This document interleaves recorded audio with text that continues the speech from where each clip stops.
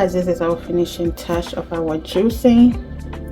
Hope you guys like this recipe, and if you do, go ahead in the comment section below, try this, and you will thank me later.